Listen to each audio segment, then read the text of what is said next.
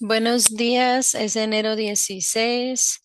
Ha habido muchos cambios tanto en la legislación estatal y el Congreso esta semana, entonces vamos a comenzar con todo. Para los que están asistiendo de otro estado, ustedes sáltense de Wisconsin, a menos de que quieran saber qué está pasando aquí, y vamos a llegar al Congreso y lo que está haciendo la administración y otros impactos del plan de ley de reconciliación que va a llegar a los estados después de esto. Entonces, la sesión de legislación de Wisconsin están entrando no en sus momentos finales, pero sí llegando a ellos. Entonces, esta semana nosotros escuchamos que la Asamblea Estatal se supone que va a ser como 8 sesiones completas antes de que se termine toda la sesión y ellos quieren terminar todo para finales de febrero. Para los que están pendientes del el tiempo, ahorita ya estamos a mediados de enero, entonces que el finales de febrero son como dentro de 6 semanas. Entonces, esta semana nosotros teníamos 4 sesiones y tenemos otra sesión el próximo martes. Entonces 8 menos 3 es 5. Y eso es importante porque significa que los proyectos de ley que la Asamblea pase van a terminar siendo las propuestas de ley que el Senado puede decir que están de acuerdo. Y esos proyectos de ley van a tener más facilidad de ser aprobadas y llegar al escritorio del gobernador para que las firmen en leyes. Entonces, ya cuando la asamblea termine su sesión y diga, hey, ya terminamos, nosotros queremos salir a hacer campaña, eso puede pasar que ellos regresen a sesión para hacer negocios, pero eso no necesariamente es un camino en el cual nos debemos basar porque en realidad lo que pase en las próximas 6 semanas en la asamblea es lo que va a determinar cuáles son las listas de cosas que van o no van a pasar en esta sesión. Y el Senado se rumora que solo va a venir una vez en marzo, entonces ellos como que están esperando que la Asamblea haga lo que sea que van a hacer y luego tener un día, como un día de limpieza, como quien dice, en donde ellos deciden qué proyectos de ley van a pasar, qué pasaron en la Asamblea y que ellos quieren estar de acuerdo. El Comité de Finanzas está hecho de miembros del Senado y de la Asamblea. Ellos tienen la capacidad de reunirse a lo largo del año. Este comité a veces lo llaman como el comité que escribe el presupuesto. Entonces, el trabajo de ellos es escribir el presupuesto bianual del Estado, que eso empieza, acuérdense, en julio 3 antes de que entrara la ley federal HR1. Entonces, ellos se pueden reunir durante el año porque muchas veces ellos tienen algo que decir sobre cualquier legislación que cueste dinero. Entonces, ellos se van a reunir y miran legislación, cosas que han propuesto, pero que no son leyes todavía, que cuestan algo poderlas hacer. Entonces, ellos necesitan aprobar esa cantidad de dinero para que la gasten, porque esos proyectos de ley que tienen un impacto fiscal no fueron contadas en el presupuesto actual. Entonces, ese comité financiero, cuando hacen el presupuesto, ellos ponen un dinero aparte en el que van a decir como que, bueno, va a haber cosas que la legislación va a querer hacer, que van a ser nuevos y que no están pues factorizados dentro del presupuesto.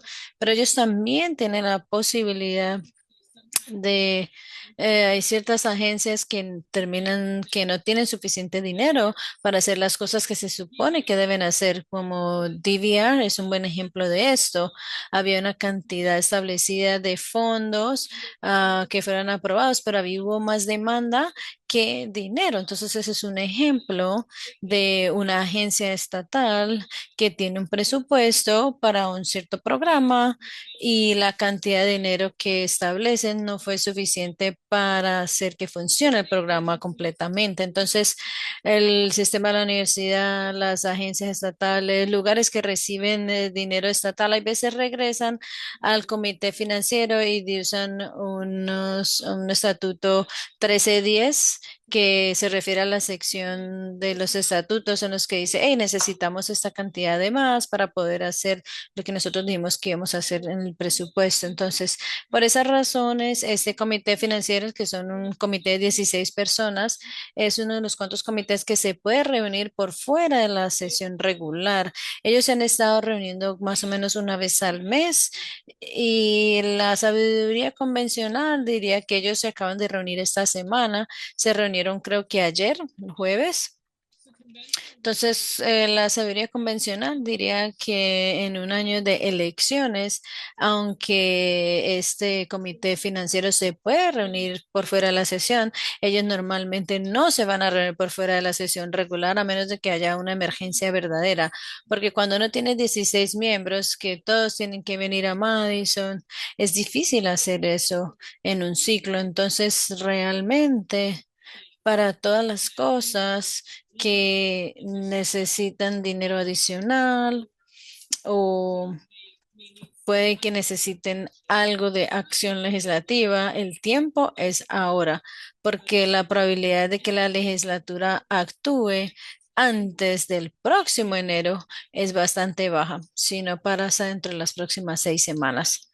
Otra cosa que también es cierta ahora es que Wisconsin I, que es como la versión de Wisconsin de C-SPAN, han sido una parte invaluable de cómo las personas saben cómo piensan sus legisladores, pueden mirar los comités, pueden ver las sesiones para que puedan ver qué proyectos de ley se están hablando, pero Wisconsin I no tiene suficientes fondos ahorita y ya se apagó. Entonces, en este momento en particular, cuando nosotros tenemos muchos proyectos de ley que están debatiendo y muchas necesidades presionando que pueden o no se hagan en las próximas 6 semanas, Wisconsin I no está allí para filmarlo y ellos también han bajado todos sus archivos de los últimos 18 años. Entonces, eso ha sido un recurso especialmente importante para las personas con discapacidades, familias y cuidadores, porque muchas personas no pueden ir al Capitolio para escuchar una audiencia de 8 horas, por ejemplo. Es difícil saber qué está pasando cuando hay varias maneras de averiguar cuál es el horario y muchos de nosotros estamos encontrando de que es mucho más difícil saber qué es lo que está pasando en la legislatura y cómo las personas se sienten al respecto ahora que este servicio no está como mirando por nosotros. Eso es lo que no ha pasado todavía. El proyecto de ley de educación especial que hemos estado hablando en los últimos meses, este es el proyecto de ley que dice que va a cumplir con la promesa que la legislatura hizo en el presupuesto estatal de darle fondos a educación especial que iban a reembolsar 42 centavos por dólar. Pueden recordar que la cantidad de dinero que pusieron para eso no era suficiente para esa tarifa de reembolso. Entonces, este proyecto de ley le pide a la legislación que consigan 140 millones de dólares que hacen falta para cubrir el costo, de hecho, de cubrir el 42% del costo. Eso tuvo un periodo de copatrocinio que terminó el viernes pasado. Entonces, eso se cerró para copatrocinadores. Eso toma un tiempo para que le asignen un número a ese proyecto de ley y luego van al comité. Entonces, en los próximos días, normalmente toma hasta 10 días para que le asignen un número al proyecto de ley. A veces es más rápido, a veces es más lento, dependiendo de cómo, qué tan urgente la mayoría piense que es. Pero cuando ese proyecto de ley se ha introducido, ustedes van a poder ver qué legisladores pusieron su nombre en ese proyecto de ley, lo cual indica apoyo, y quién no lo hizo. Y también cuando el proyecto de ley lo manden al comité, hay unas acciones que los que están abogando por esto pueden tomar y decir que piden que haya una audiencia. Food Share es otro caso que también está pendiente. Recuerden que necesitamos dinero adicional para poder cumplir con los requisitos federales que son parte de HR1 para asegurarnos de que estamos teniendo suficientes personas en los condados para administrar el programa de Food Share y también mantener nuestra tasa de error baja. No hay movimiento que los que abogan por eso hayan visto en que estén poniendo más dinero para poder cumplir con esos requisitos federales. Eso significa que si eso no sucede, nosotros tenemos toda la implementación que tiene que suceder, pero no personas adicionales ni dinero administrativo para asegurarnos de que se haga bien y de una manera precisa y pronta. En octubre, octubre primero. Otra provisión de HR1 entra que de hecho reduce la cantidad de dinero que el Estado recibe del gobierno federal para implementar el programa SNAP. Entonces, a partir de octubre, el Estado va a tener que poner más de su propio dinero para administrar ese programa. Y sin acción ahora, nosotros no vamos a tener ese dinero adicional para hacer eso. DVR, nosotros lo acabamos de hablar, ese es otro lugar en el que la agencia no ha enviado su 1310 al comité financiero. Entonces, los que abogan por esto han dicho que el momento para hacer eso es ahora, antes de que la sesión termine, porque es más probable que este comité financiero se reúna en febrero y marzo. Y después de eso, en realidad no es garantizado. Hay algunos movimientos de algunos proyectos de ley que hemos estado siguiendo, algunas enmiendas que están introduciendo. Muchas de esas, las enmiendas no necesariamente están respondiendo a las preocupaciones de los que abogan por esto. Entonces, de nuevo, estamos en un lugar en el que algunos de los proyectos de ley que las personas han estado siguiendo y que han estado preocupados por eso, pueden que continúen, pero puede que no sean mejores que, que eran antes, incluso si sean enmendadas.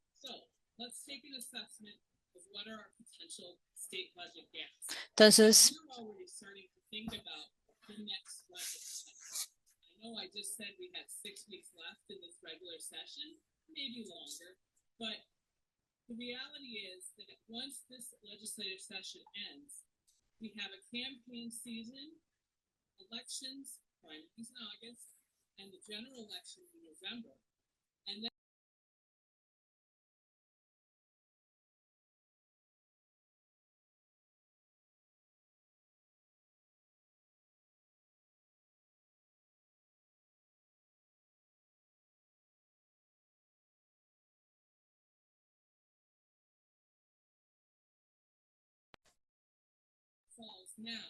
entonces, para las cosas que están bajas ahora, entonces piensen sobre todo lo que no están abordando ahora, porque como dónde comienza el presupuesto en rojo la próxima vez. Entonces tenemos 70 millones de dólares que pueden que no aprueben. También tenemos un faltante de 140 millones para educación especial y también 11 millones que hacen falta para DVR. Y el presupuesto de Medicaid está de 213 millones. Atrasado. Entonces, eso es más o menos como medio millón de dólares, es dinero, es medio, es 500.000 millones que nosotros estamos atrasados. O sea, nosotros no presupuestamos suficiente dinero para eso, es medio millón, medio billón.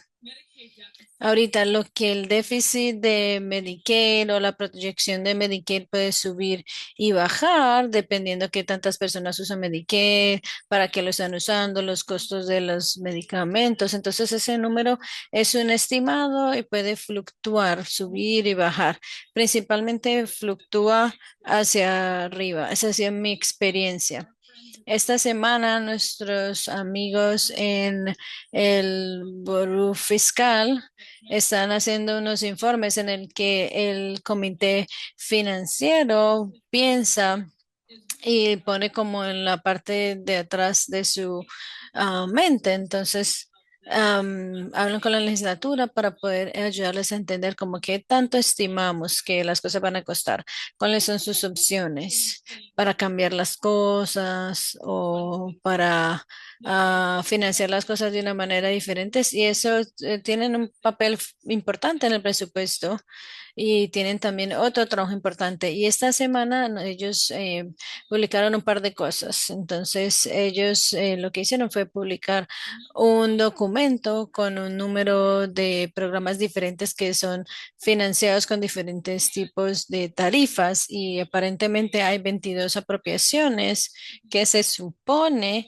que deben ser financiadas por ciertos ingresos de tarifas y esas no está ingresando. Entonces, cuando uno le hace el total a todos los programas que tienen que estar financiados por tarifas y uno mira, oh, hay suficientes tarifas para cubrir el costo de los programas, les están faltando 218 millones. Entonces, el Departamento de Administración tiene que tener un plan para tratar de averiguar cómo financiar estas cosas, pero eso es una cosa importante que dice, bueno, la manera en que ustedes están financiando ciertos programas consistentemente no les está dando la cantidad de dinero que necesitan para funcionar.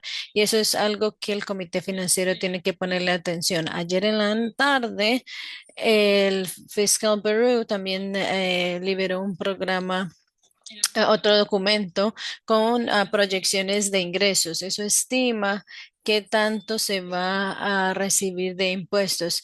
Esto es como un documento mezclado porque este Fiscal Bureau dice, oh, estamos esperando recibir más ingresos en impuestos que lo que estamos asumiendo, como 1.5 millones más. Pero también tuvo una discusión de los 213 millones de dólares que hacen falta para Medicaid y también una sección sobre cierta incertidumbre sobre cómo CMS puede interpretar la inclusión en Wisconsin de aumentar cierto tipo de impuesto que financia los hospitales. Y el documento decía, bueno, dependiendo de la interpretación de CMS, eso puede significar de que si ellos no le permiten a los estados hacer lo que piensan que ellos pueden hacer, entonces van a tener un faltante de 792 millones para Medicaid.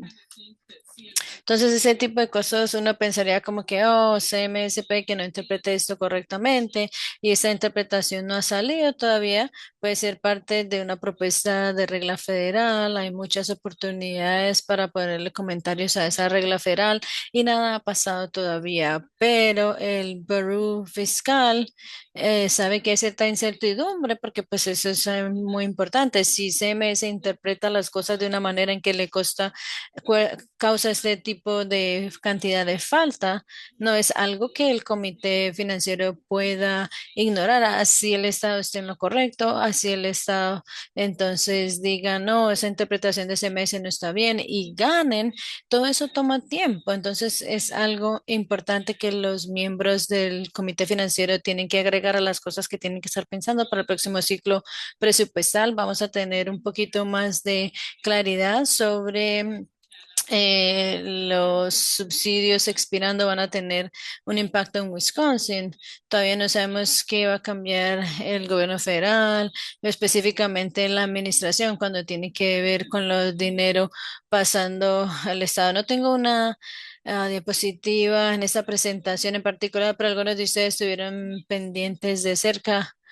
Vieron que entre 24 horas 2 billones de dólares de SAMSA fueron canceladas y mágicamente se restauraron para por el Departamento de Salud y Servicios Humanos. Entonces, este es el tipo de cosa que muestra que este dinero está presupuestado y lo apagan y luego lo prenden. Es algo que ha pasado y no es algo que nosotros o como que los estados hayan podido estar planeando al respecto. Entonces, respecto a ese Affordable Care Act, de nuevo, Wisconsin en enero 3. el periodo de inscripción abierta para la mayoría de los estados y ayer, enero 15, hay algunos estados que han ampliado su inscripción abierta un poco más. Creo que había un estado, creo que era Idaho, que terminó su periodo de inscripción abierta, creo diciembre 15, pero la mayoría de estados ahorita ya cerró eh, el periodo para la mayoría de los estados para inscribirse en la inscripción abierta. Pero muchas personas han dejado su cobertura debido al costo aumentado porque no tienen un subsidio que esté cubriendo suficiente de su prima. Entonces, en Wisconsin, 17,000 personas cancelaron su plan de ACA.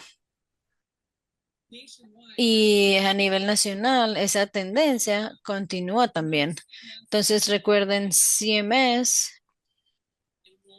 hace la inscripción como a la mitad de los estados. Hay algunos estados que tienen su programa de inscripción administrado por el estado, pero lo que reporta CMS dice que hay por lo menos 1,5 millones de personas que estaban en el marketplace el año pasado y ahora ya no. Y 17,000 de estas viven en Wisconsin. Esto no es inesperado. Los aseguradores esperaban que esto iba a pasar, que iban a salirse del marketplace y también dejaban la gente en el marketplace con las condiciones más severas, lo cual puede subir los costos a las personas que se quedan en el marketplace. Nosotros no pensamos que este es el final de la historia, pensamos que este es el primer vistazo, porque muchos expertos en políticas de atención en salud creen que aunque la gente se haya inscrito en un plan, si ellos no lo pueden pagar y no pagan la primera factura de su prima, ya salen del mercado. Entonces podemos esperar que vamos a ver por lo menos un par de actualizaciones en esto. Entonces, a partir de enero 3, hace un par de semanas, va a haber otro vistazo sobre quién se inscribió hasta ayer y otro vistazo de quién no pagó su primera prima y ha perdido la cobertura. Y si quieren un artículo bueno, Kaiser Health Foundation, hubo muchas personas que están con unos ingresos bajos, que tienen planes que tal vez no le costaban nada, porque el subsidio era suficiente para cubrir todas las primas de su plan. Eran planes con prima cero. Wisconsin tiene muchas de esas personas porque nosotros como estado fuimos uno de 10 estados que no expandimos Medicare. Entonces tenemos muchas personas con ingresos más bajos que están en el marketplace del ACA. Los estados que sí expandieron el Medicaid, ellos aumentaron la cantidad de ingresos que las personas podrían tener. Ellos tienen muchas de esas personas que están en nuestro marketplace están cubiertas por el Medicaid de ellos. Entonces, para estados como nosotros, tenemos muchas más personas que están probablemente en esta situación, en la que ellos tenían un plan de $0 por mes el año pasado y los subsidios expiraron y ahora ya no vale $0. Y creo que este artículo en particular es muy bueno, ilustrando que ustedes no tienen que tener un plan que sea súper costoso, digamos, para una perspectiva de clase media, para que sea algo que no pueda cubrir. Entonces, mirando los planes de menos cobertura, hubo una persona que el plan más barato que puede encontrar, de todas maneras, le garantizaba ah, ah, un plan bronce seguía siendo $70 por mes, lo cual no parece muy costoso hasta que uno no tiene esos $70 al mes. Entonces ahí es donde muchas personas están, en que están en esta posición de, oh, ¿será que me voy a quedar sin seguro? O sí voy a poder pagar un plan, no importa qué tan barato sea el plan, si es más de lo que uno puede pagar. Me voy a saltar esta diapositiva porque la miramos ayer. Sigue habiendo tiempo para inscribirse para las capacitaciones de survival. Bueno, entonces, hablando sobre el Congreso ahora. Aquí estamos. Ha habido mucha actividad y nada de actividad. Creo que decimos eso cada semana, pero esta semana ha habido algo de movimiento sobre tres de las dos propuestas de ley de apropiación que tiene el Congreso. Hemos visto también el Affordable Care Act, el paquete de ampliación del Affordable Care Act con ambos partidos. Entonces había que ver que saliera un texto el martes o el miércoles y ayer dijeron que no lo iban a introducir hasta que el Senado regrese. Entonces aquí es donde las cosas se ponen interesadas porque el Senado no va a estar la semana que viene.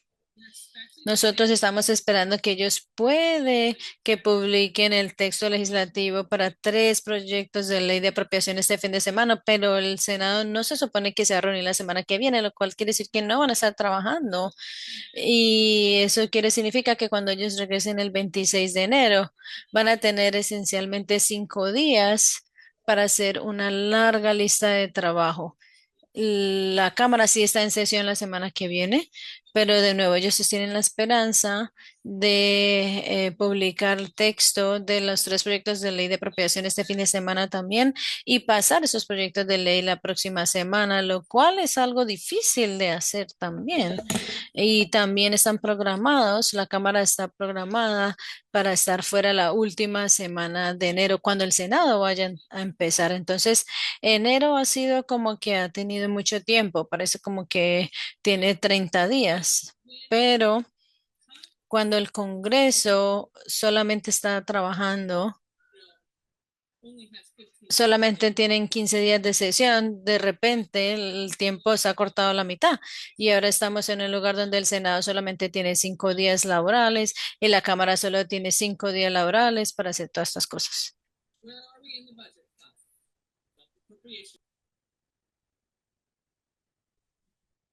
Ah, estos ya se han firmado como ley. La Casa y el Senado han pasado tres más. Entonces tenemos seis proyectos de ley ya terminados, el 50%. Es muy emocionante. No es lo mejor, pero es mejor que cero. La Casa de Representantes tenía que haber aprobado dos propuestas de financiamiento esta semana. Se supone que no eran controversiales y sí están avanzando.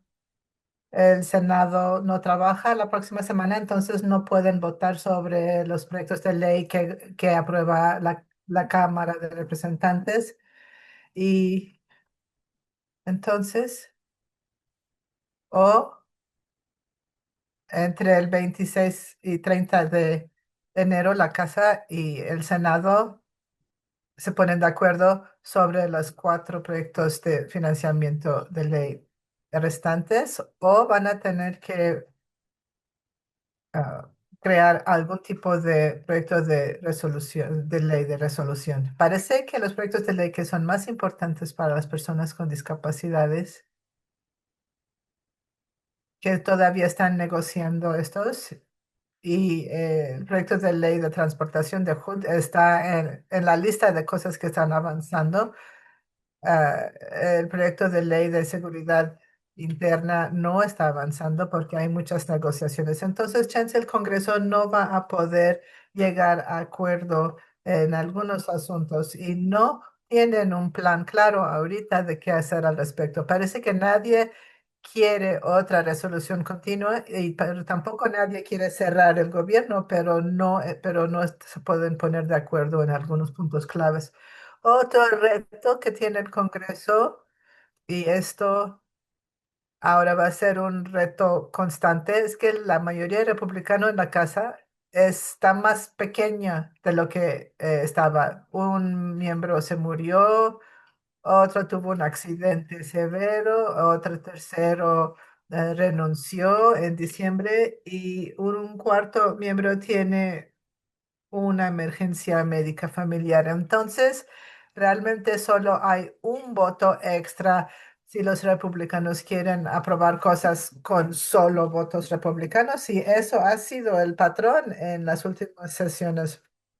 Algunos de nosotros nos acordamos ah, que Congreso no pudo pasar varios proyectos de ley que necesitaban votos de demócratas también, pero en los últimos 15 años hemos visto que ha habido muchos menos proyectos de ley que incluyen miembros de ambos partidos cuando los están aprobando. Eso significa varias cosas. Primero, da poder a los miembros dentro del Partido Republicano. Acuérdense que hay como 5 facciones dentro de los republicanos en Congreso. Eso da mucho poder a grupos pequeños o incluso miembros individuales para empujar para cambios a diferentes proyectos de ley. Y eso puede ser importante porque si un miembro dice, no, yo no quiero ese lenguaje o quiero ese lenguaje y en el proyecto de ley y si no está, no voy a aprobarlo.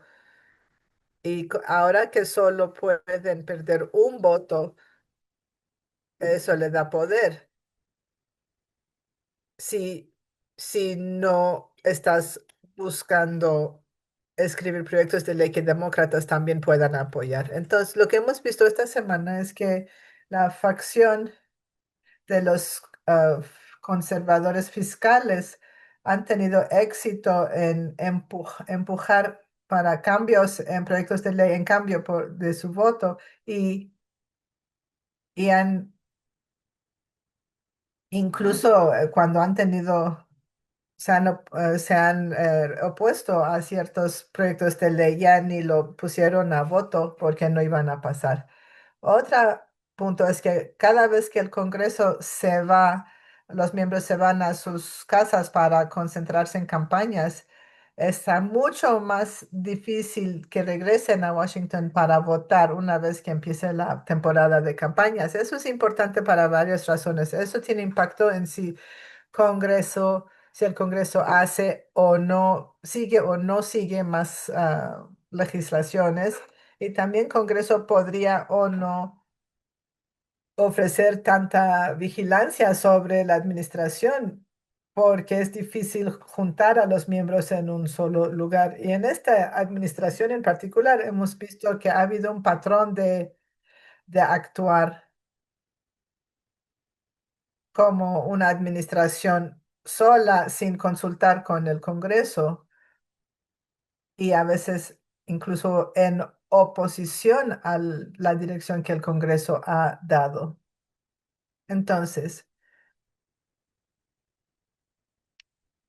es notable que el Departamento de Homeland Security, de Seguridad Interna, ese proyecto de ley no está avanzando. Eso iba a estar en la lista de leyes, proyectos de ley que iban a considerar esta semana, pero como ha habido mucha preocupación sobre cómo ahí se está conduciendo sus actividades, donde hay muchas, sobre todo miembros demócratas que están empujando para cambios en el lenguaje y algunos miembros del Senado parece que están dispuestos a incluir estos cambios del lenguaje, pero la Casa y el Senado tienen que tener el exactamente mismo lenguaje en el proyecto de ley y puede ser que los de la Casa de Representantes no aprueben esos cambios. Y y hay algunos que están dispuestos a cerrar el gobierno si no se cambia estos elementos de lenguaje para ICE. Entonces, la próxima semana podría haber sí hay varias áreas donde sí hay acuerdo, pero un área donde no hay acuerdo en el proyecto de ley pueden aprobar una resolución de continuidad o puede haber pueden cerrar el gobierno otra vez. Entonces, ahorita no es claro qué va a suceder, pero hay mucho desacuerdo. Dos cosas claves en los proyectos de ley que sí se aprobaron esta semana para financiamiento. El Comercio, Justicia y Ciencia, ah, dinero para ciencia e investigación está dentro de varios proyectos de financiamiento y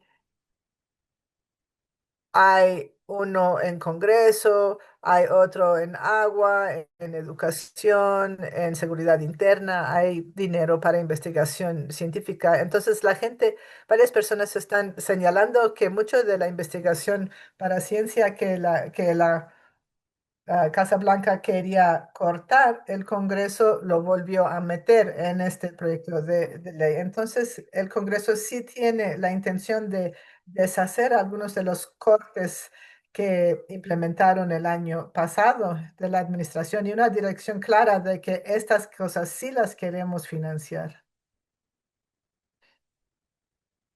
Mm. Un punto difícil principal en el proyecto de servicios humanos es el Departamento de Educación.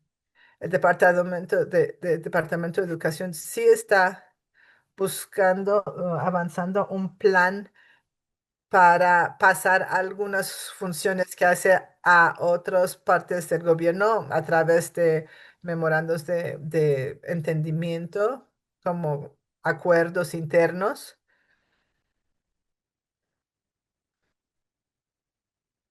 Cuando se trata del proyecto de ley para financiamiento. Hay algunas personas que están diciendo, no queremos que el Departamento de Educación nada más pase su trabajo a otras agencias gubernamentales. Queremos meter lenguaje específica para no permitir que esto suceda. Y esto está de acuerdo con lo que la Casa y el Senado aprobaron en sus comités. Primero supusieron que el Departamento de Educación iba a seguir existiendo y que los programas que apoyan bajo ese departamento van a seguir existiendo y que quieren seguir financiando estos programas al mismo nivel. Entonces, el tema es si el departamento tiene la capacidad de construirse sin la aprobación del Congreso. No hay acuerdo entre la Casa y el Senado. Hay algunos miembros de la casa que realmente apoyan la eliminación del Departamento de Educación y cualquier lenguaje que se agrega para a prevenir que eso suceda haría que ellos no voten para el proyecto de ley y no podría ser aprobado. Por lo menos hay 7 acuerdos entre agencias para pasar responsabilidades del Departamento de Educación a otras agencias y también hay reportes y rumores de transferir más programas, incluyendo educación especial, a otras agencias. Entonces, la administración está avanzando en implementar un programa que el Congreso no aprobó y el Congreso está viendo cómo aprobar ciertos programas, otros quieren eliminarlos y otros están de acuerdo en eliminar el Departamento de Educación por completo y pasar sus programas a otras agencias. Entonces, si las preguntas parecen familiares es porque son muy importantes en este momento. El Congreso está haciendo mucho esfuerzo para aprobar un proyecto de ley de financiamiento permanente. Y eso es importante porque en 2025 vimos que cuando solo aprobaron un proyecto de ley de un año, una resolución de un año, la administración no lo vio como algo que tenían que seguir. Cortaban, o congelaban, cambiaban el uso de fondos. Entonces hay una teoría de que si apruebas un presupuesto permanente y ese presupuesto permanente se firma para hacer ley, es más dirección a la administración que tienen que hacer esas cosas. Sin embargo, no es claro si la administración va a continuar el patrón que vimos el año pasado o va a cambiar su manera. Es importante para los ciudadanos de seguir fijándose en lo que está sucediendo ah, con el dinero que el Congreso dijo tiene que ser destinado para ciertos programas. Entonces, por ejemplo, este año sí teníamos $2 millones en en apropiaciones de SAMSA se cancelaron y 12 horas después se reinstituyeron porque muchas personas protestaron, no estuvieron de acuerdo y Congreso lo volvió a aprobar. Entonces es muy importante vigilancia pública. Bueno, ahora sobre el ACA. En diciembre, Congreso dijo, no tenemos que preocuparnos sobre los subsidios que van a vencerse porque podemos hacer decisiones retroactivas en enero y arreglar los subsidios. Podemos aprobar legislación en enero y todo va a estar bien. Pero hay muchas razones que discutimos aquí de cómo esto no es el caso.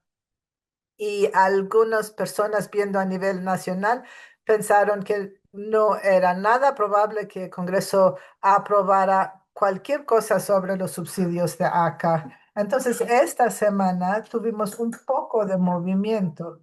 Hay un grupo bipartidarios de senadores que están creando un plan para la ACA. Es diferente a lo que aprobó la casa. No es nada más una extensión de subsidios a como estaban. Entonces, si se aprueba, los estados tomarían más tiempo para ver cuáles son las nuevas opciones y para los consumidores entender las opciones.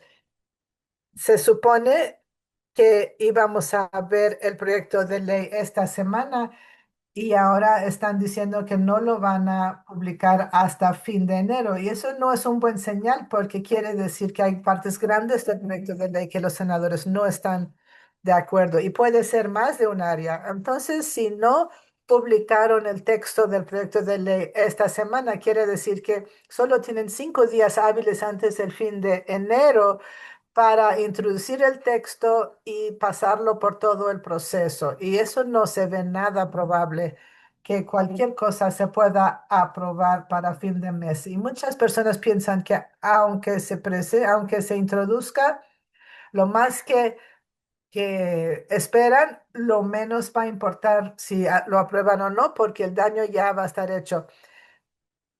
Y lo que los senadores republicanos aprueban, puede ser que la Casa de Representantes no apruebe. El presidente ha hecho varias cosas, algunas cosas esta semana. Ha dicho que va a hacer veto, va a rechazar cualquier plan de subsidios. Y los conservadores fiscales en la Casa de Representantes han presentado otros planes para cuidado médico. Entonces, el proyecto de ley del Senado que parece que va a fallar, aún así es importante saber cuáles son las ideas, porque están viendo cuánto tienes que ganar antes de ya no poder acceder a un subsidio. Porque otra vez los de cuentos de ahorro de salud están volviendo a conversación. Entonces, en la propuesta anterior, el dinero que le iban a dar como subsidio entra a una cuenta de ahorros de salud, ahora es opcional. Entonces, dinero que era para que la gente paga sus primas, va a ser opcional, entonces eso es importante. Y el tercer punto es que ya no va a haber planes de $0 de primas, entonces va a haber una prima mínima que va a ser requerida para cualquier plan. No vamos a pasar mucho tiempo en eso, pero el límite de ingreso es más generoso que los subsidios anteriores, pero el costo también es más alto. Otra vez, a personas que ganan 700% del nivel de pobreza federal, sería $100,000 al año. Esas personas no podrían recibir un subsidio. Antes era 400%. que era $63,000 por persona de ingreso. Entonces va a haber más personas que van a tener algo de subsidio que les toca, pero para algunas personas, sobre todo para adultos mayores que tienen el aumento de prima más grande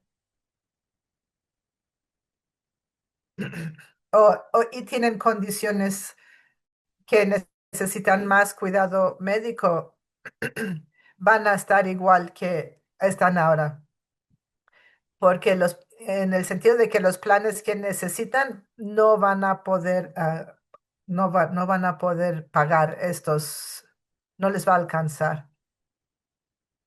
Entonces, otra vez, ahora lo de la cuenta de ahorros de salud son opcionales. Ahorita no puedes pagar, no puedes usar lo que está en esas cuentas para pagar tus primas. Entonces, ahorita, si sus primas mensuales que tienen que pagar es lo que no puedan tener cuidado médico o un buen plan que cubra lo que necesitan y no les da el mismo tipo de apoyo, eso lo hace menos valioso para algunas personas. Entonces, aquí en este proyecto de ley es opcional a dónde quieren mandar esos subsidios, pero también es otra opción para los consumidores que tengan que entender bien sus opciones y hacer la decisión correcta, es decir, la que es mejor para ellos, de decidir si tienen una prima más pequeña o que tengan dinero.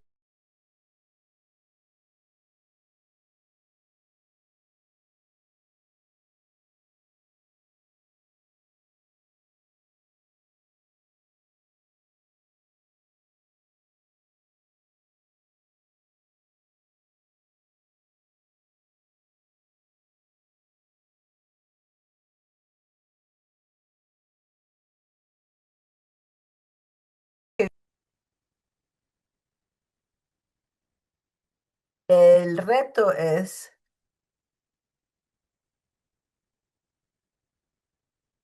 aún una prima de $5 al mes puede parecer que no es mucho, pero tiene un impacto muy grande para personas de bajos recursos. Y la razón de que estos planes de $0 de prima existen es para enfrentar el hecho de que muchas personas tienen dificultad en pagar un monto pequeño de dinero cada mes y que ese monto pequeño puede hacer que ya no puedan tener un plan de seguro. La mitad de personas en Wisconsin ah, podrían tener esos planes de $0 de prima. Ganan menos de 150% del nivel de pobreza federal. Para personas de bajos recursos puede ser muy difícil para pagar una prima mensual si tu trabajo es inestable, si no tiene cuenta bancaria. Y hay bastantes personas que no tienen una cuenta bancaria y si no tienen una tarjeta de crédito. También se vuelve más difícil cuando la gente se muda bastante. Entonces, si cambian su vivienda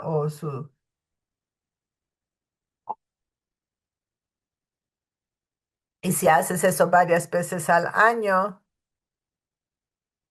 no te llega tu cuenta de primas y por eso podrías perder tu seguro. Entonces hay muchas personas que tienen barreras estructurales para mover su dinero de manera fácil y sobre todo montos pequeños. Y si no pagan un solo pago, pierden su cobertura médica porque solo puedes porque solo puedes inscribirte en planes en cierta parte del año.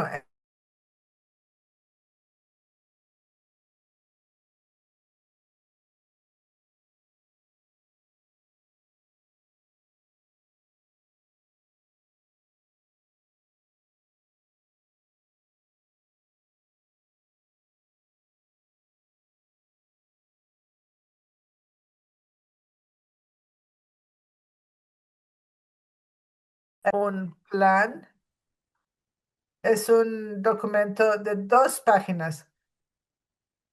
Realmente es de una página. Lo que ven aquí en su pantalla es todo su plan.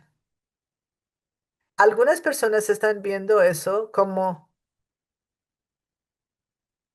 que es diferente a lo que está considerando el Congreso y de alguna manera está debilitando las negociaciones que están sucediendo ahorita.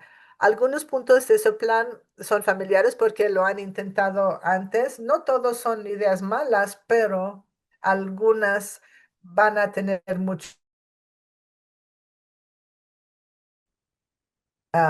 de lo que piensa la gente. Y si estas ideas están llegando las razones de raíz de por qué los costos son altos, yo no creo, porque hay algunas cosas que se puede hacer, pero realmente no van a enfrentar lo que es las causas de por qué seguro médico cuesta tanto.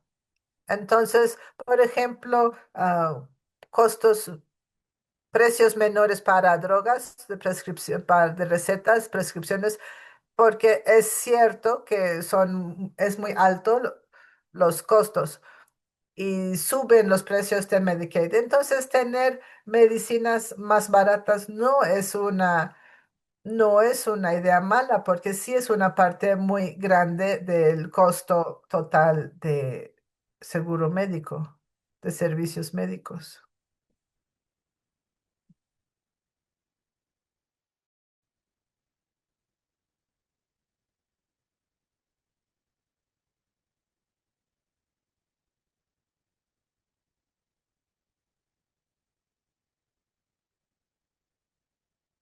Entonces es ahora la tercera vez que están repitiendo esta idea. Hay una propuesta de ley que falla, que esa es parte de las negociaciones bipartisanas y ahora aparece aquí.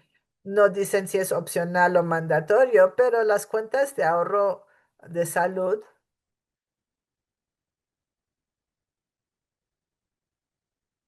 Acuérdense que no pueden usar ese dinero en esas cuentas para pagar sus primas. Y la tercera idea aquí es requerir más transparencia de precios de compañías de seguros, hospitales y doctores.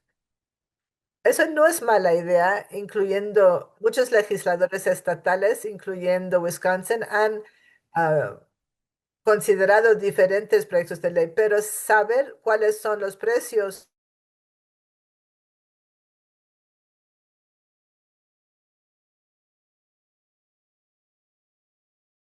saber los precios no, no te ayuda si no tienes diferentes lugares a donde puedas ir. Muchas áreas están enfrentando la situación que solo hay un hospital o uno, dos planes de salud y muchos costos de servicio de salud.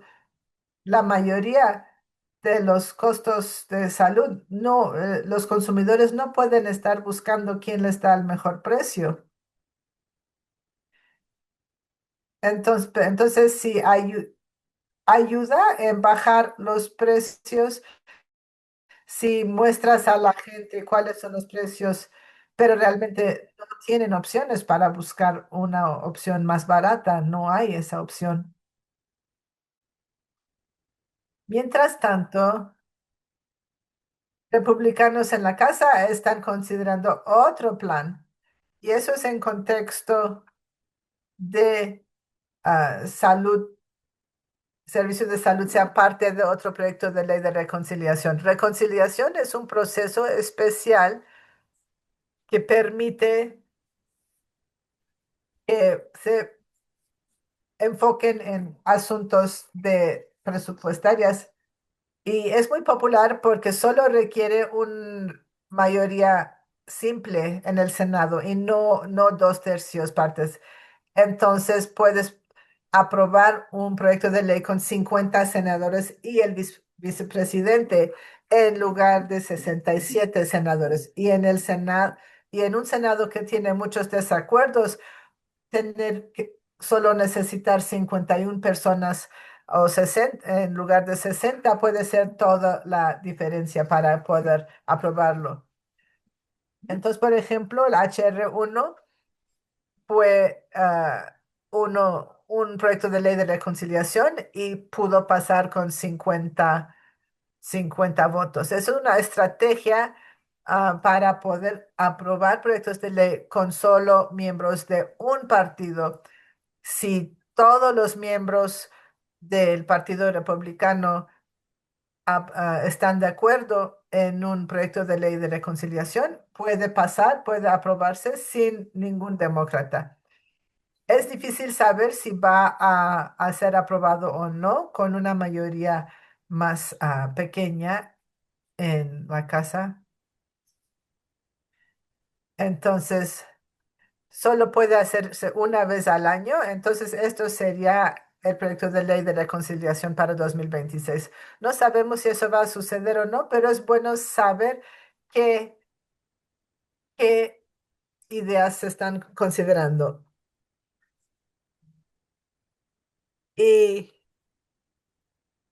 eso de quitar elegibilidad amplia para para seguro, para apoyo social, es algo que han considerado antes, en 2025, de, por ejemplo, no decidir que cierto grupo de personas pueden recibir apoyo solo por ser parte de cierto grupo. Por ejemplo, personas arriba de cierta edad o personas con ciertas discapacidades. O, entonces, son ejemplos de personas que pueden recibir apoyo solo por... es-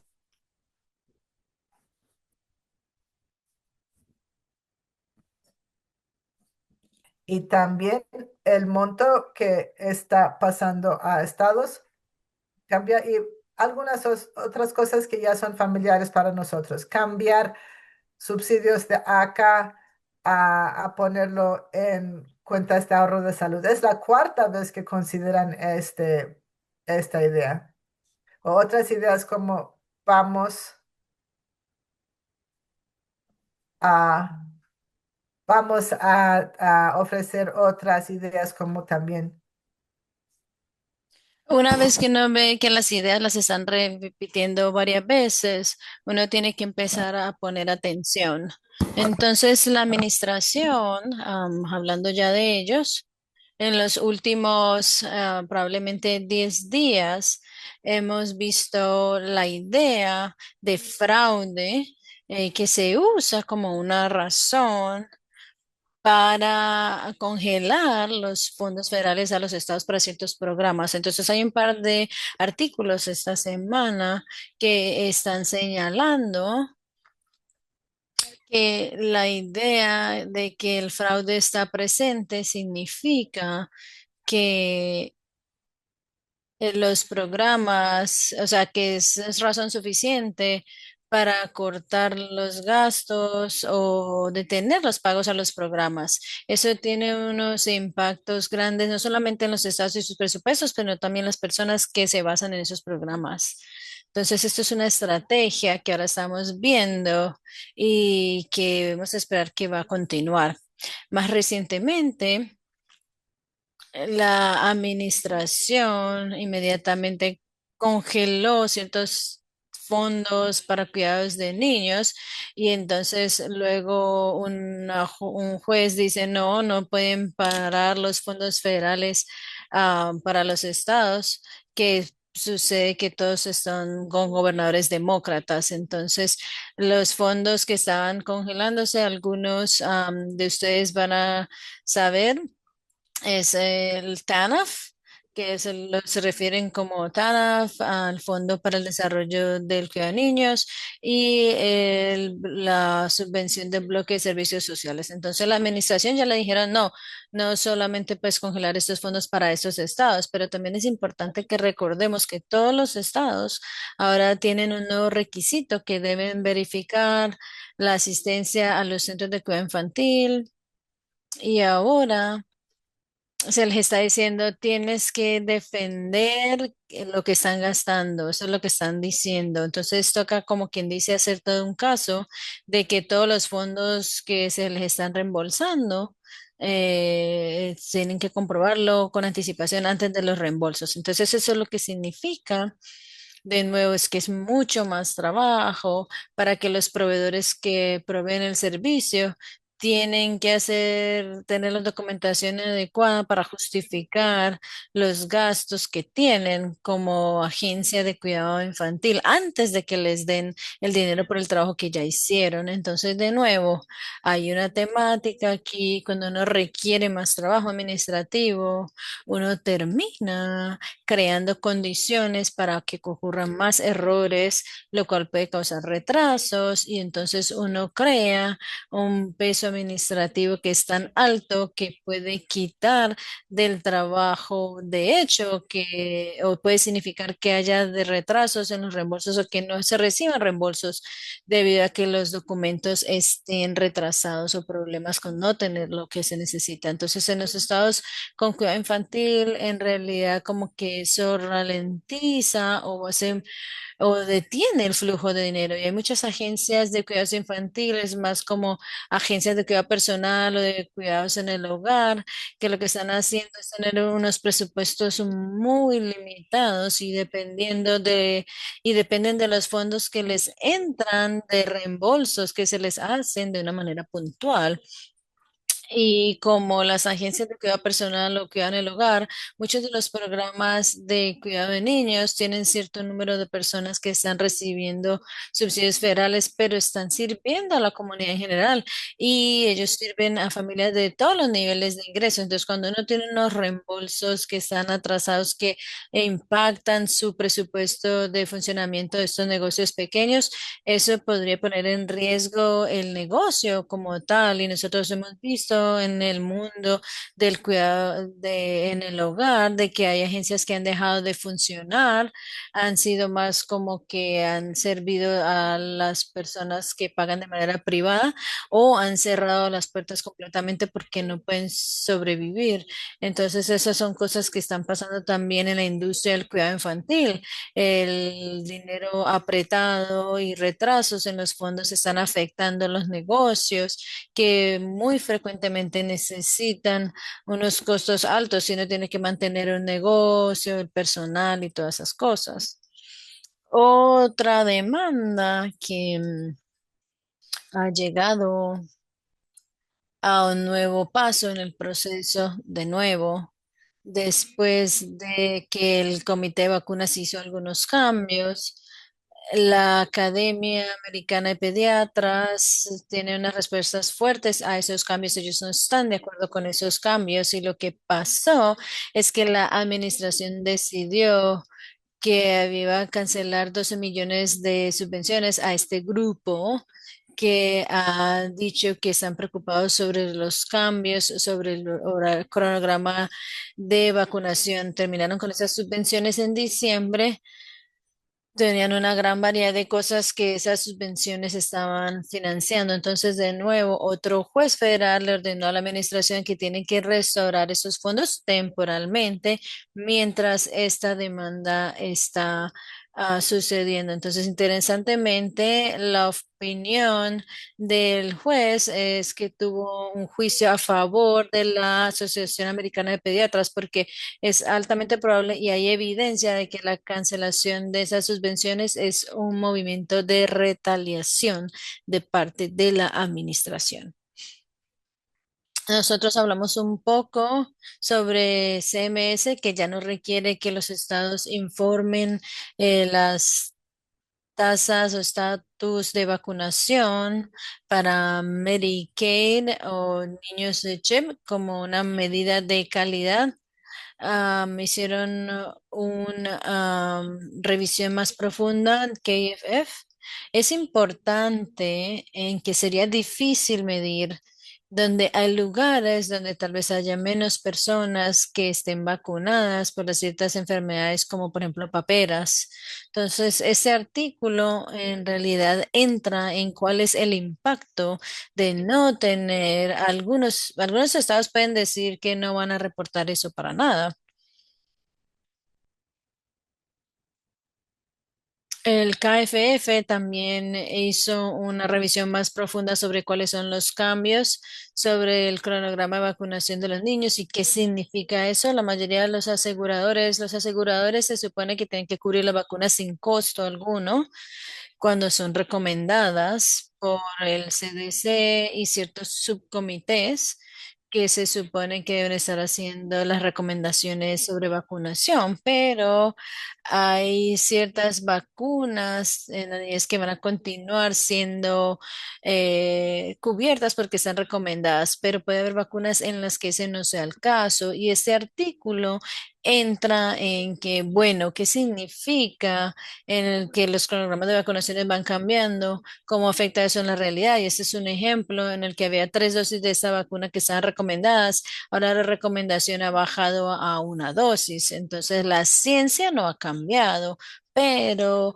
es claro que los aseguradores tienen que cubrir una dosis y no está claro si ellos van a cubrir las otras 2 dosis.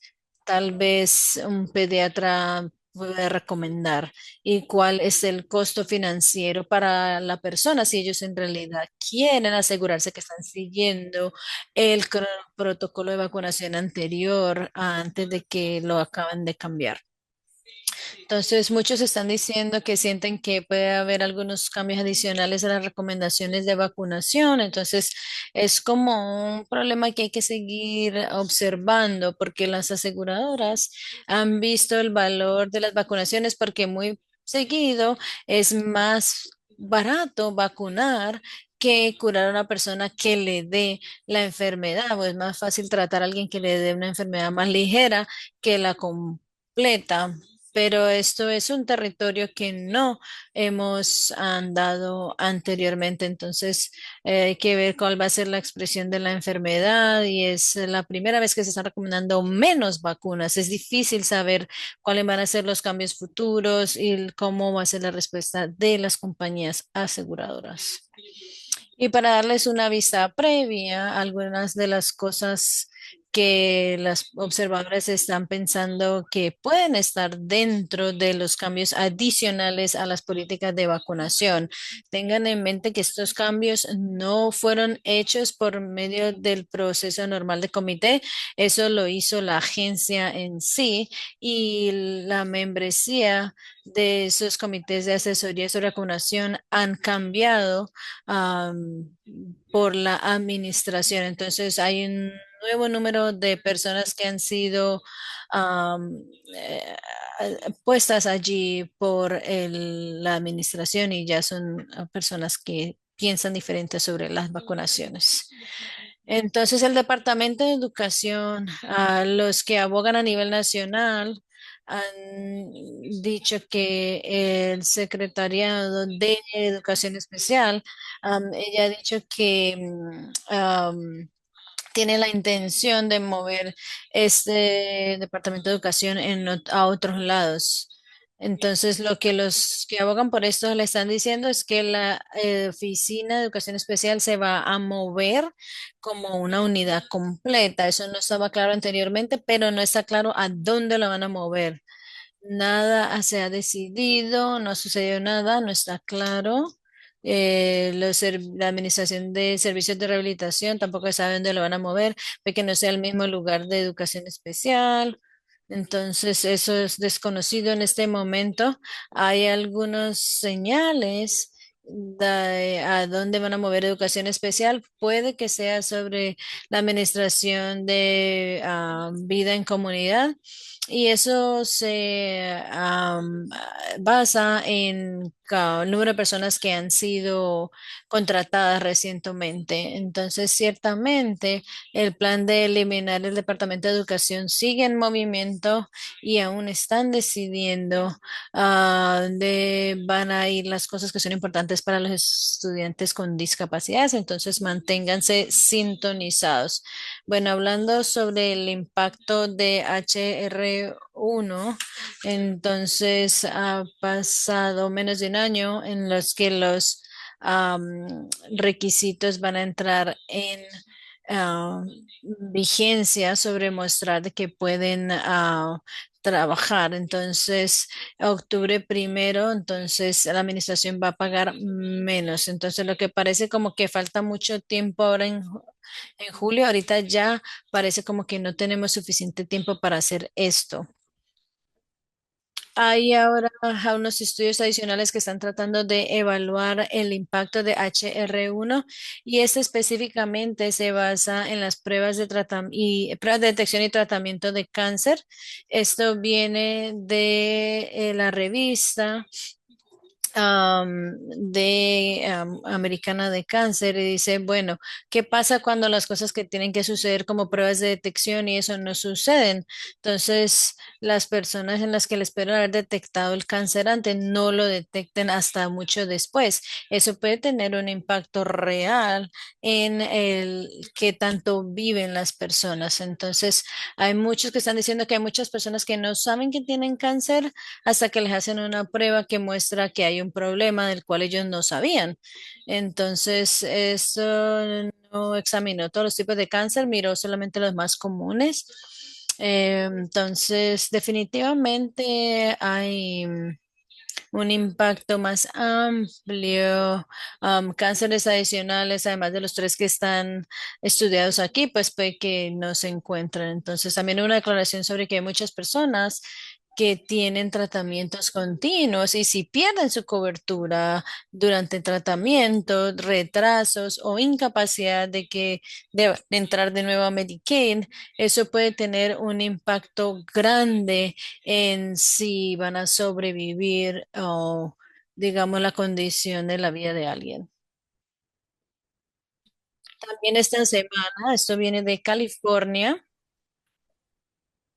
la mayoría de los estados, incluyendo Wisconsin y todos los estados, de hecho, contratan el funcionamiento de sus planes de Medicaid.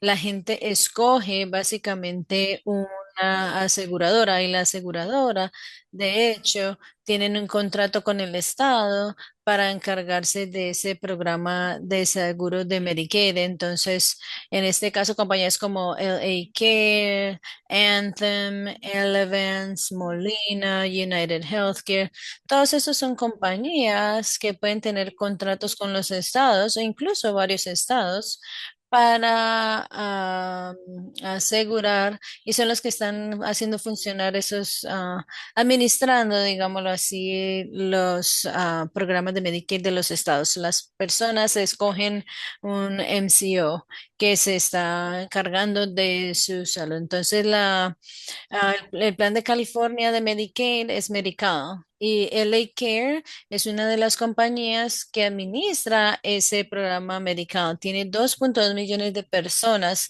en sus planes de seguros, lo cual es más, por lo menos un número increíble de personas, más que Medicaid y Children's en los otros 41 estados. Y ese es solamente uno de los planes de Medicare de California, de las aseguradoras. Este CEO ha sido muy clara de que ella está evaluando y las aseguranzas lo que hacen es mirar, tratan de predecir costos y eso. Entonces, ese es el modelo de negocio de ellos. Ella dijo, HR1 significa que 650,000 personas que están inscritas van a salirse del plan. Eso es 25% de el plan Medicare LA Care. que son personas que van a salir de este plan. Entonces, esas empresas que tienen contrato con California para administrar ese plan Medicaid, también ellos van a perder personas que están en su plan de Medicaid. Eso va a cambiar las finanzas de los aseguradores y sus ingresos. Entonces, no hemos hablado de eso por un tiempo, pero los recortes en Medicaid, nosotros tendemos a pensar desde la experiencia de los individuos, si ellos sí tienen atención en salud o no, pero también hay un efecto que no solamente en los hospitales, etcétera, pero también en los planes de aseguradoras, porque hay muchos trabajos y mucho trabajo que apoya a el Medicaid esencialmente. Y California ya ha hecho algunas cosas para reducir sus gastos de Medicaid, ya ha hecho un impuesto, un límite de activos. Es como una estrategia para pensar qué tanto puede ganar alguien y qué tanto puede tener alguien ahorrado, como una manera de tratar de hacer que solamente las personas con ingresos más bajos puedan entrar al programa. Entonces, los activos es que tanto uno puede tener guardado. Entonces, ya Entonces han ya hecho han eso. hecho esto. Y es muy claro de que van a también tener que hacer más recortes por HR1 en el siguiente ciclo presupuestario. Idaho está en su segunda ronda de recortes también. Ahora estamos empezando a ver todo lo que dijimos el año pasado que iban a ser problemas, ahora están sucediendo. Idaho, su gobernador, es un presupuesto más pequeño, pero cuando no tienes el dinero, no tienes el dinero y están viendo, tienen que hacer un recorte. Ya van a tener 45 millones de dólares menos en Medicaid y el año pasado ya hicieron ah, millones de dólares de recortes y ahora la mitad vienen de servicios opcionales, incluyendo cobertura dental y servicios basados en la casa o comunidad.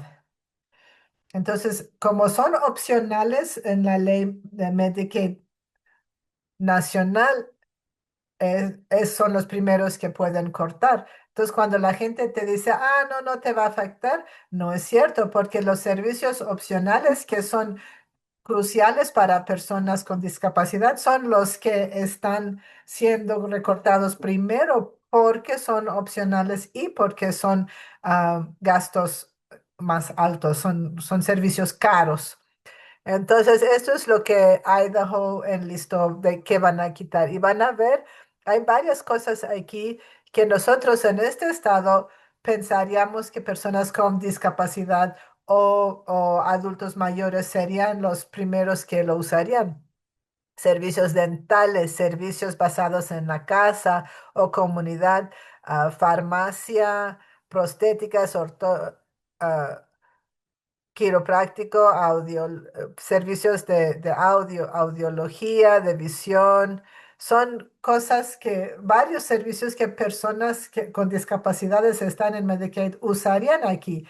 Y no sabemos si van a quitar el servicio por completo en nuestro plan estatal, vamos a dejar de hacerlo por completo, o si quiere decir que el financiamiento para estas cosas va a ser limitado, entonces va a ser menos personas que van a recibir estos servicios. O que lo que las personas reciben, si alcanzan tener estos servicios, va a ser muy diferente a lo que reciben ahora. Carolina del Norte también está en la misma situación. Otra vez ellos esa es su segunda ronda de recortes. No aprobaron un presupuesto, un proyecto de ley este otoño, entonces tuvieron una primera ronda de recortes en octubre y luego los rescindieron y esos el daño que hubo en 8 semanas entre que recortaron servicios y los volvieron a dar. Tenemos información sobre eso. Y ahora están viendo qué va a costar implementar estas reglas adicionales de que si de trabajo. Entonces van a necesitar más personal, van a tener que pagar más personal para y más equipo para poder implementar estos requisitos nuevos. No solo estos requisitos, estas leyes nuevas entran en vigor, sino que tienen que avisar a la gente y ver cómo implementarlos. Entonces es un tiempo muy corto que tienen. El gobierno federal no necesita, no está requerido a dar apoyo a los estatales para entender todos esos cambios hasta junio. Entonces, los estados no saben, no tienen apoyo para ver qué tienen que hacer, cómo lo tienen que hacer. Ellos lo tienen que averiguar. Para condados, eso es especialmente importante. Gobierno, nivel condado, por ejemplo, en Wisconsin, hacemos mucho a través de nuestros condados. Los condados tienen mucho trabajo en todo lo que se refiere a prestaciones y estos costos extras son cosas que los condados no pueden pagar. No tienen muchas opciones si el Estado no da el dinero extra. Y podemos ver las opciones o tienen que subir impuestos y en algunos de esos condados no tienen personas que pueden pagar más impuestos o tienen que posponer proyectos necesarios o tienen que recortar servicios. Al mismo tiempo, Carolina del Norte otra vez está necesitando pensar en cómo manejar cientos de millones de dólares en costos nuevos o perder SNAP por completo. El monto de dinero que los estados reciben del gobierno federal para implementar programas de SNAP se reduce bastante desde el 1 de octubre. Entonces, de, cin- van a necesitar 67 millones más dólares para pagar todo lo que ya no va a pagar el gobierno federal. Muchas personas en Carolina del Norte que dependen del SNAP y en otros estados también.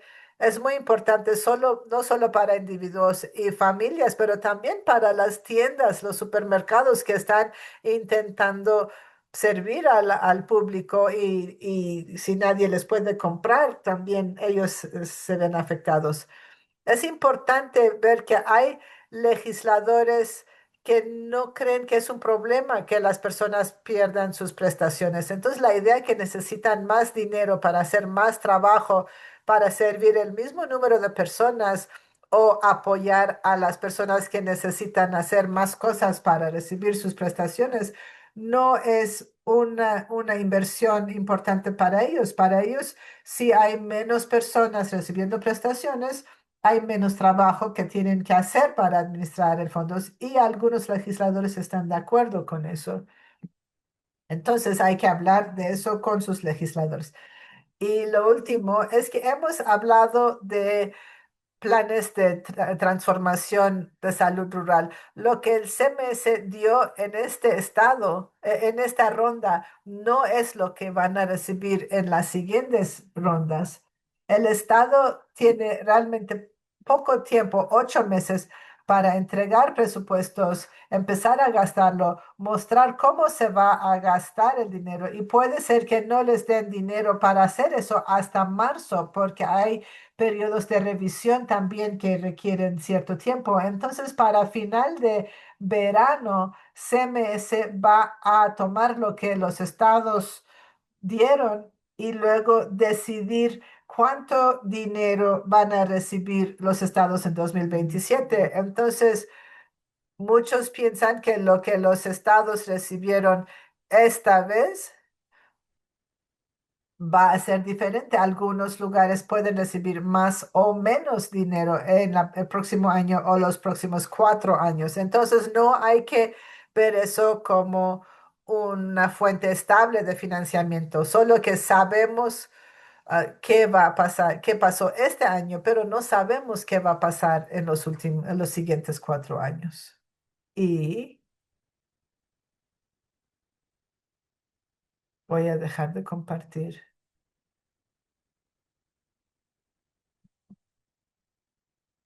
No hay preguntas esta mañana.